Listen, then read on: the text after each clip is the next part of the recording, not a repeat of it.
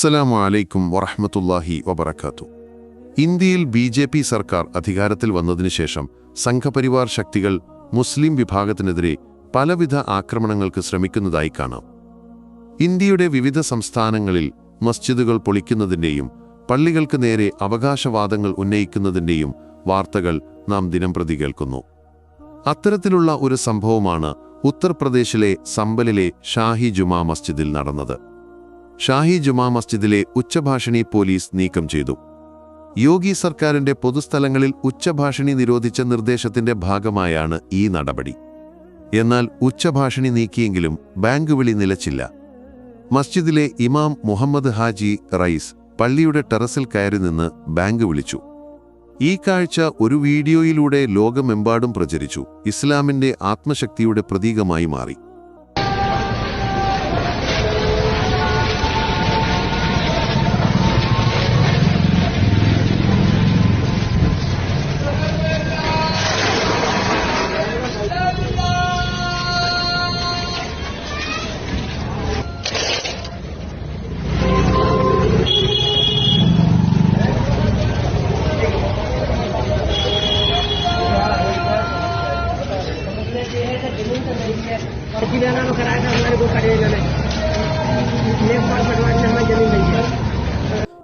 Bank വിളി ഇസ്ലാമിന്റെ ഒരു അവിഭാജ്യ ഘടകമാണ്.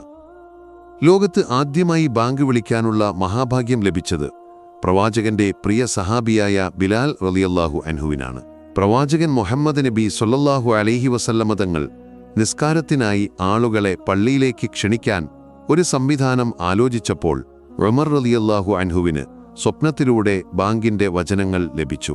ഇത് പ്രവാചകനെ അറിയിച്ചപ്പോൾ മനോഹരമായ ശബ്ദത്തിന്റെ ഉടമയായ ബിലാലിനോട് ആദ്യമായി ബാങ്ക് വിളിക്കാൻ പ്രവാചകൻ ആവശ്യപ്പെട്ടു. മദീനയിലെ ജനങ്ങളെ സാക്ഷിയാക്കി ബിലാൽ റളിയല്ലാഹു അൻഹു ചരിത്രത്തിൽ ആദ്യമായി ബാങ്ക് വിളിച്ചു. അദ്ദേഹത്തിന്റെ കനത്തതും ശ്രുതിമധുരവുമായ ശബ്ദം ഹൃദയങ്ങളിലേക്ക് ആഴ്ന്നിറങ്ങി. ഉച്ചഭാഷിണിയുടെ സാങ്കേതിക സഹായമില്ലാതെ ബിലാൽ തന്റെ ശബ്ദം കൊണ്ട് പരിസരവാസികളെ മുഴുവൻ വിശ്വാസത്തിലേക്ക് ക്ഷണിച്ചു. ബാങ്കുവിളി അല്ലാഹുവിന്റെ മഹത്വത്തെ പ്രകീർത്തിക്കുകയും മുഹമ്മദ് നബിയുടെ പ്രവാചകത്വത്തെ സാക്ഷ്യപ്പെടുത്തുകയും നിസ്കാരത്തിലേക്ക് ക്ഷണിക്കുകയും ചെയ്യുന്നു. ലോകമെമ്പാടുമുള്ള മുസ്ലിം പള്ളികളിൽ നിന്ന് ബാങ്ക് ഒരു ഉണർവിന്റെ പാട്ടായി മനസ്സുകളിലേക്കൊഴുകുന്നു. ബിലാലിന്റെ ശൈലി തലമുറകളിലൂടെ പകർന്നുവരുന്നു. കാലാന്തരത്തിൽ ദൂരസ്ഥലങ്ങളിൽ ബാങ്ക് കേൾപ്പിക്കാൻ ഇലക്ട്രോണിക് ഉപകരണങ്ങൾ ഉപയോഗിക്കാൻ തുടങ്ങി. എന്നാൽ 14 നൂറ്റാണ്ടുകൾക്ക് മുമ്പ് ബിലാൽ റളിയല്ലാഹു അൻഹു തന്റെ ശബ്ദസൗന്ദര്യം കൊണ്ട് ചരിത്രമെഴുതിയ ആ ഈണം ഇന്നും വിശ്വാസികളുടെ കാതുകളിൽ മുഴങ്ങുന്നു. ഇസ്ലാമിനെതിരെ ഒളിഞ്ഞും തെളിഞ്ഞും എതിർത്തവർ ചരിത്രത്തിൽ മാഞ്ഞു പോയിട്ടുണ്ട്, ഇന്നും ജീവിച്ചിരിക്കുന്നു.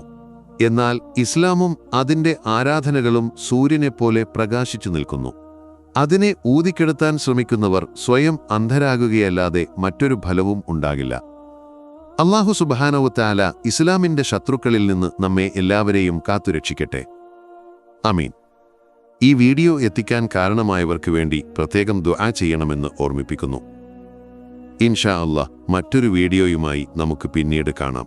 ദുആ വസിയത്തോടെ. അസ്സലാമു അലൈക്കും വറഹ്മത്തുള്ളാഹി വബറകാതുഹു.